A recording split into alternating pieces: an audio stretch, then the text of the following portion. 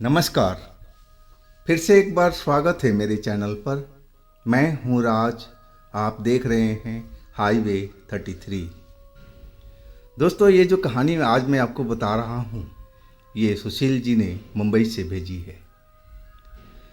ये कहानी इनके पिताजी के साथ में घटी थी 1998 में।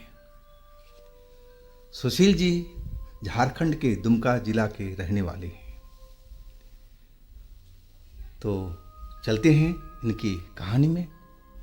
लेकिन दोस्तों, अगर आप मेरे चैनल पर नए हो और अभी तक मेरे चैनल को सब्सक्राइब नहीं किया है तो प्लीज़ कर लीजिए और साथ में बेल आइकन को दबाना ना भूलिएगा। और दोस्तों, आपके पास भी इस तरह का कोई घटना है, कहानी है जो आप मुझे भेजना चाहते हैं तो आप मेरे इंस्टाग्राम से या फिर मेरे व्हाट्सएप नंबर पर भेज सकते हैं। तो शुरू करते हैं आज की कहानी। दोस्तों, मेरा नाम सुशील है। मैं मुंबई में काम करता हूँ और मेरा जो गांव है वो झारखंड में है। जब ये घटना घटी थी मेरे पिताजी माँ के साथ में, तब मैं 3 साल का रहा होगा। मेरे जो पिताजी हैं वो 4 भाई हैं और जो मेरे पिताजी का नंबर था उसमें आखिरी था। मतलब कि पिताजी के 3 भाई उनसे बड़े थे। पिताजी पूरे परिवार के साथ एक ही घर में, एक ही मकान में रहा करते थे। मैं उस टाइम पैदा हो चुका था। जब तक दादाजी थे हमारे घर में जिंदा, घर वो सही से चलता रहा और उनके गुजरते ही घर में सब हंगामा होने लगा था। अब जो हर कोई था अलग होना चाहता था, अपना चूल्हा चौकी सब अलग करना चाहता था। अब पिताजी तो बड़े शांत स्वभाव के लोग थे, अब वो झगड़ना लड़ना तो जानते ही नहीं थे। लेकिन घर में कलेश देख करके वो सबको समझाते थे कि आप लोग शांत से रहिए, जो भी करना है घर के अंदर में कीजिए, बाहर हंगामा मत कीजिए, क्योंकि बाहर में लोग मज़ा ले रहे हैं हमारे घर की लड़ाई का। लेकिन कहाँ वो लोग मानने वाले थे। आखिरकार घर में तो फूट हो ही गई थी और फिर घर का और खेत का सब बंटवारा हो गया। मेरे पिताजी के पास में जो मिला वो उसी में संतुष्ट थे। मेरे जो बड़े पापा थे उनके हिस्से में वो घर, पुराना घर आया था और जो बाकी लोग थे उनके बदले में ज़मीन, खेत की ज़मीन मिली थी। अब उनमें से 2 जो मेरे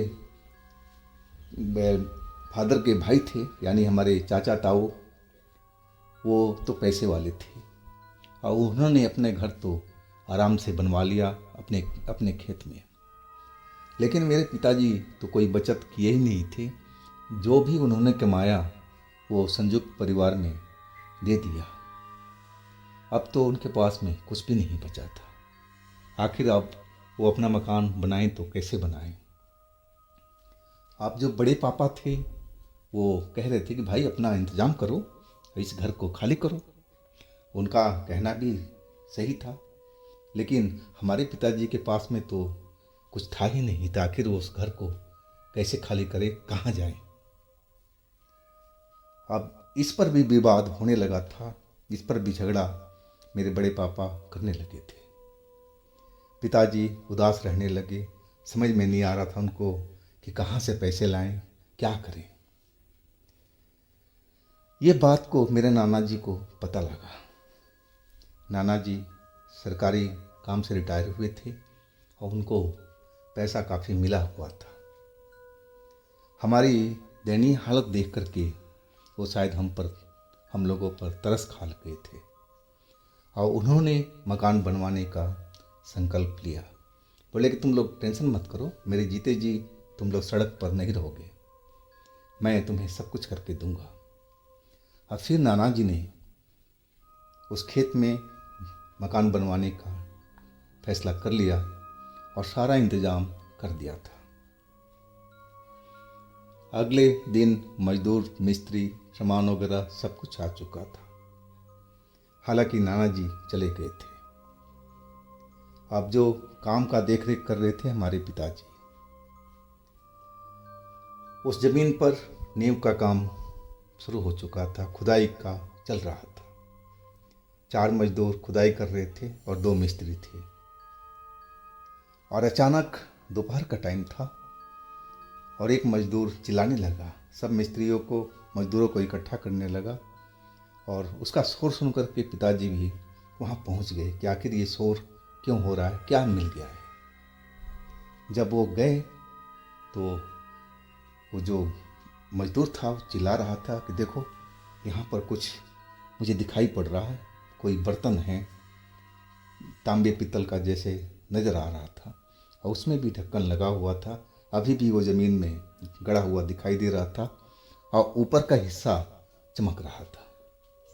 अब मजदूर वो खुशी से चिल्ला रहा था कि इसमें ज़रूर पुराने ज़माने का कोई खजाना है, सोने के सिक्के होंगे, असर भी होगा। अब खजाने की बात आते ही सब मजदूर मिस्त्रियों का चेहरा चमकने लगा था। मेरे पिताजी भी अब खुश हो गए थे। वो सोचने लगे कि अगर खजाना मिला तो तब तो हमारी गरीबी दूर हो जाएगी। अब मजदूर मिस्त्री सोच रहे थे कि अगर इसमें खजाना निकला तो कुछ न कुछ तो हमें भी ज़रूर मिलेगा, हमारा हिस्सा। सभी खुश थे और बातचीत हो रहा था। हालांकि बाहर से जो राहगीर चल रहे थे उनको खबर तक उन मिस्त्रियों ने, मजदूरों ने लगने नहीं दिया। चुपचाप ही सारा काम अब चलने लगा था। अब उस बर्तन को निकालने लगे, मिट्टी हटा हटा करके, ताकि उस बर्तन को कोई नुकसान ना पहुंचे। जब बर्तन बाहर निकला तो एक जो घर में बर्तन इस्तेमाल करते हैं पुराने टाइप में, कोई जैसे मान लीजिए कोई पतीला हो ढक्कन वाला, वैसे ही था वो, छोटे मुंह का वैसे ही था। उसमें ऊपर से एक ढक्कन चढ़ा हुआ था और वो था पीतल जैसा, चमक रहा था। अब तो सभी को लगा कि जरूर इसमें खजाना तो मिलेगा ही मिलेगा और सारे खुशी थे। उसके आसपास का जो एरिया था उसको भी खुदाई करने लगे ताकि और कोई इसमें कुछ मिल जाए। लेकिन आसपास में खोदने के बाद में वहाँ पर और कुछ नहीं निकला। अब जो बारी थी उस खजाने की खोलने की, और वो जो ढक्कन उस पर चढ़ा हुआ था वो एकदम बहुत टाइट था और वो आसानी से बिल्कुल नहीं खुल रहा था। काफ़ी मशक्क़त करने के बाद में एक मजदूर उसको पकड़ रखा था और एक मिस्त्री उसको खोलने की कोशिश कर रहा था और तब जाकर के वो ढक्कन निकला था। ढक्कन खुलते ही सबके चेहरे पर जो मुस्कान थी वो फैली हुई थी। ज़रूर इसमें कोई बड़ा खजाना होगा। ये कि उसको हिलाने पर अंदर से कुछ आवाज़ भी आ रही थी और सबको लगा कि ज़रूर ये सिक्का ही होगा, सोने का। लेकिन जब ढक्कन खुला तो सबके चेहरे कुछ मुरझा से गए थे। उसमें तो रेत जैसे, या फिर कहा जाए तो राख जैसा भरा हुआ था। अब राख जैसा देख करके सभी का चेहरा मतलब उदासी में चला गया था कि इन्होंने क्या सोचा था और क्या निकला। लेकिन हिलाने पर कुछ उसमें बज रहा था अंदर में, तो इसका मतलब ज़रूर जो भी चीज़ है इस राख के अंदर ही दबा हुआ है। आप फिर एक साफ सुथरी जगह देख करके उस बर्तन को पलटा गया। बर्तन पलटते ही राख तो नीचे गिर पड़ी और उसमें तो कोई सिक्का जैसा चीज़ नहीं था। उसमें छोटी छोटी हड्डियों का टुकड़ा नज़र आया और राख था, और इसके अलावा उसमें कुछ भी चीज़ निकला नहीं। खजाने का जो ललक थी सबके चेहरे से अब गायब हो चुकी थी। अब तो सामने में खजाना खुल चुका था और उसमें तो रोटी हड्डी के अलावा कुछ भी नजर नहीं आ रहा था। एक पुराना मजदूर था, थोड़ा एजड था। वो कहने लगा अपने मिस्त्री से, अरे ये तो कोई जादू टोने का बर्तन लग रहा है।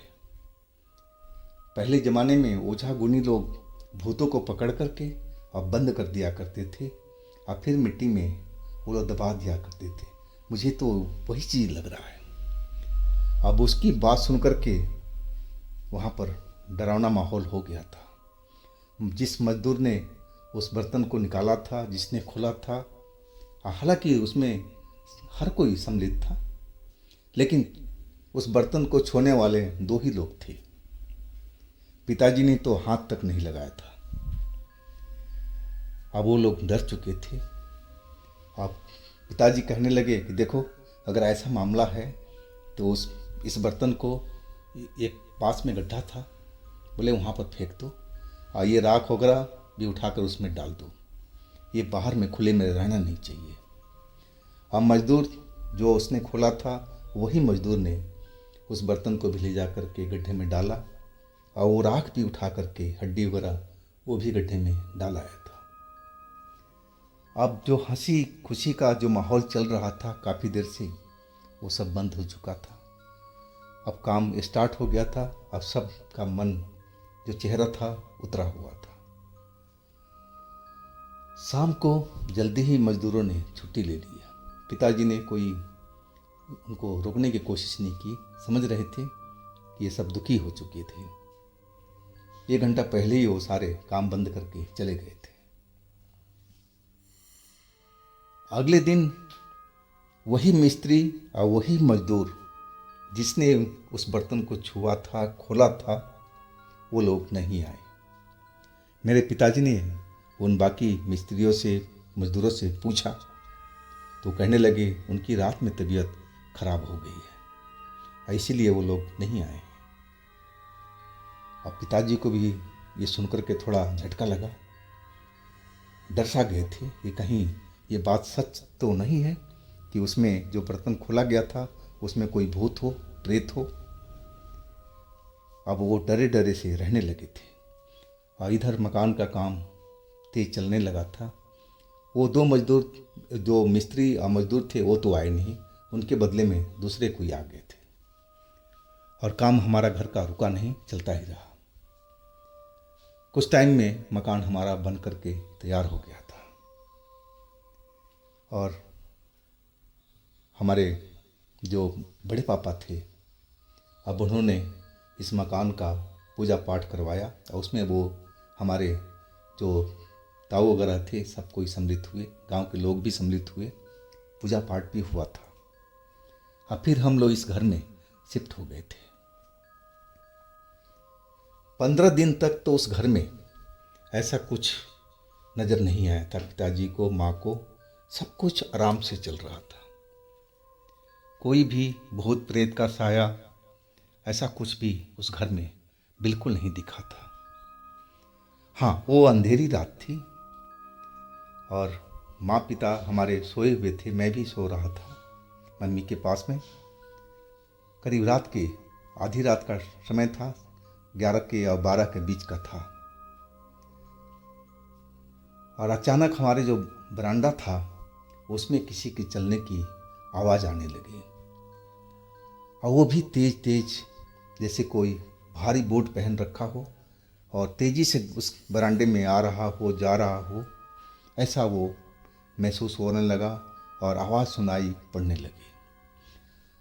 उस भारी आवाज़ से ही मेरे पिताजी की नींद टूटी थी। और फिर उन्होंने कुछ देर आवाज़ को सुनते रहे और फिर मेरी माँ को जगाया।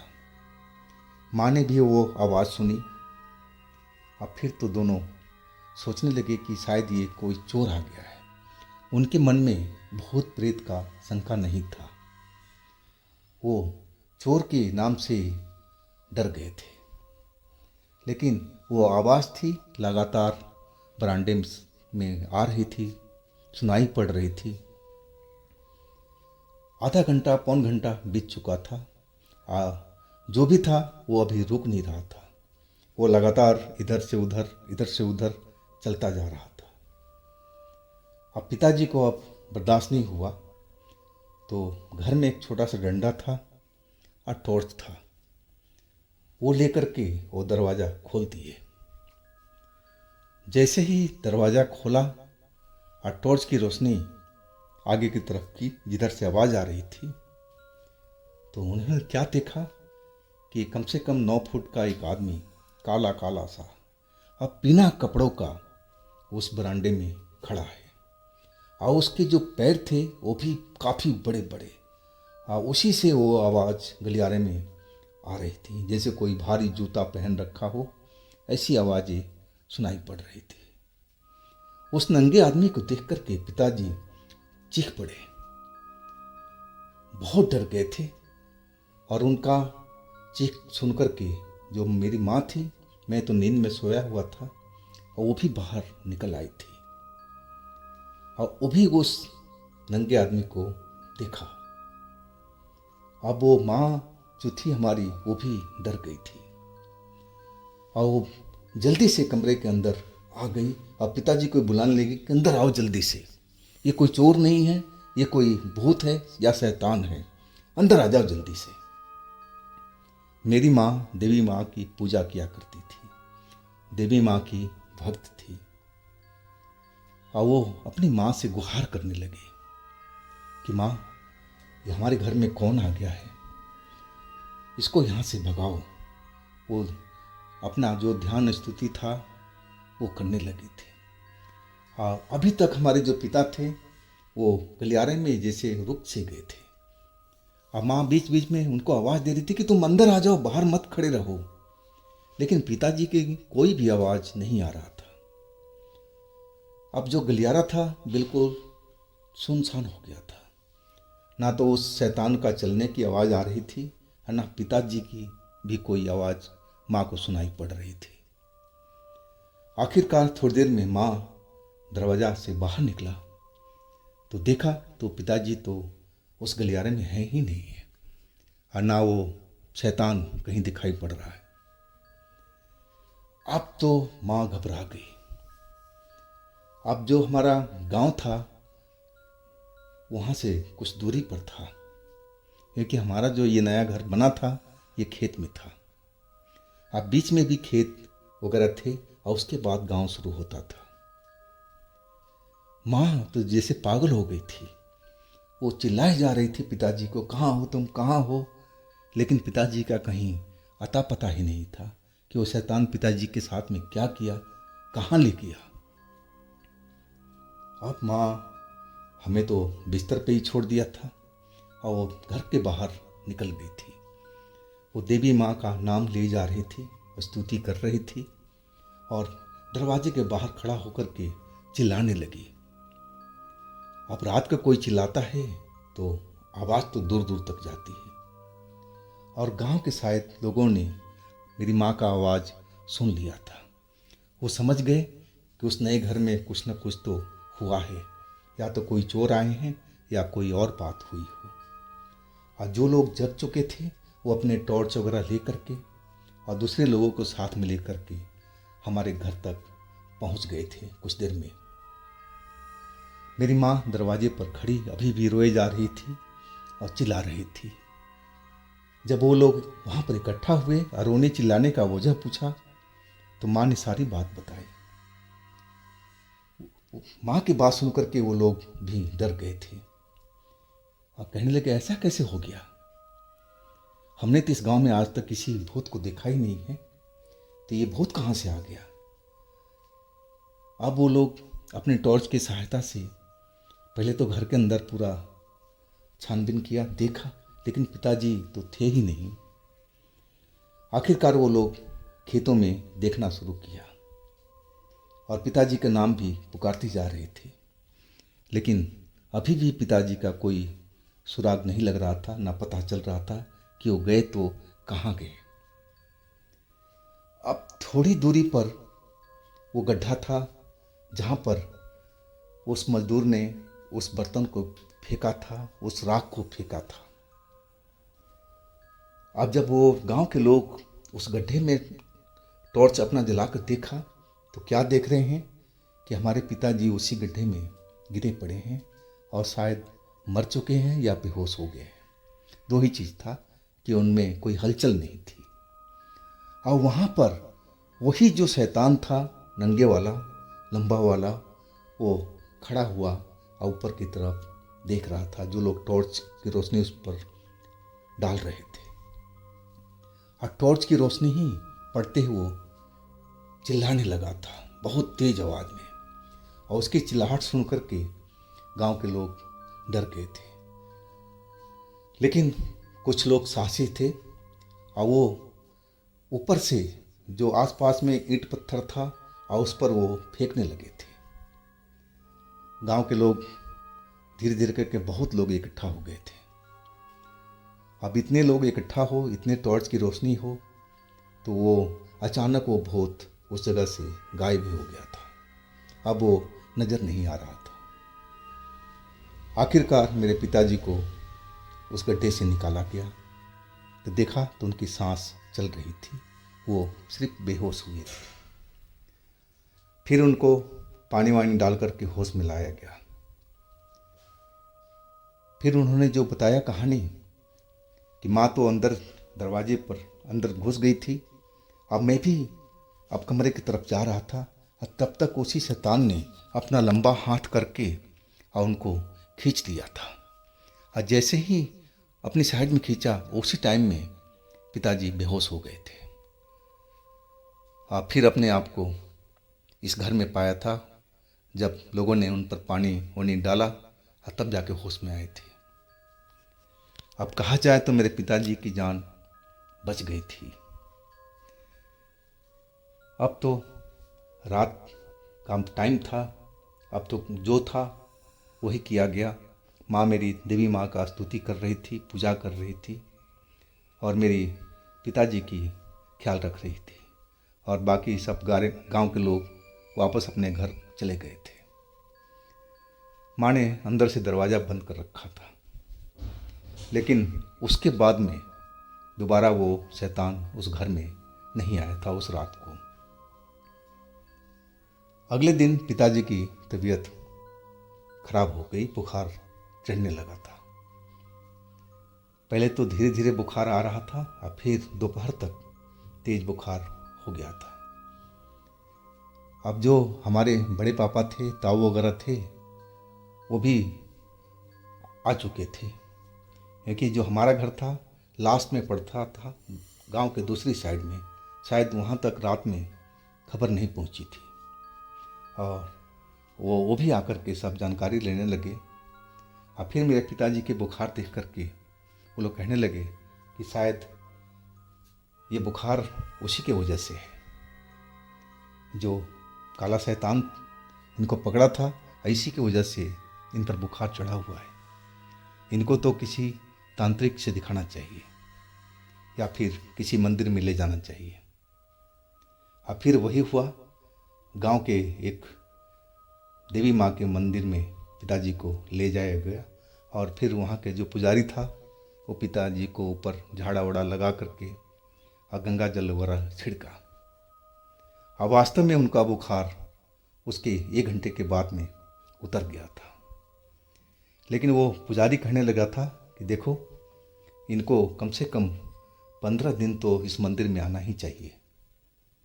हो सकता है कि वो शैतान फिर दोबारा इन पर आक्रमण करे या फिर इनको बुखार आ जाए।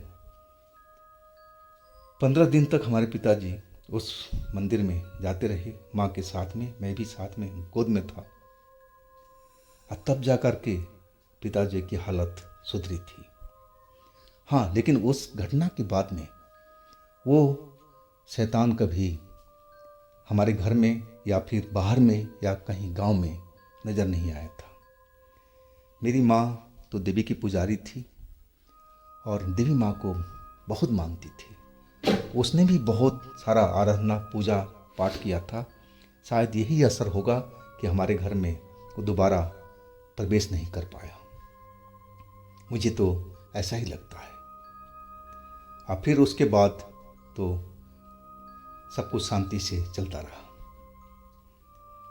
तो दोस्तों, ये थी आज की कहानी। अगर आपके पास भी ऐसी कोई कहानी है, घटना है, तो आप मुझे इंस्टाग्राम पर या मेरे व्हाट्सएप नंबर पर शेयर कर सकते हैं।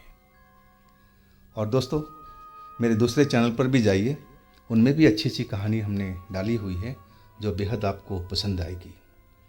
चैनल का लिंक नीचे डिस्क्रिप्शन बॉक्स में दे रखा हूँ, तो एक बार उन चैनल पर ज़रूर विजिट कीजिएगा, उन कहानियों का ज़रूर मज़ा लीजिएगा।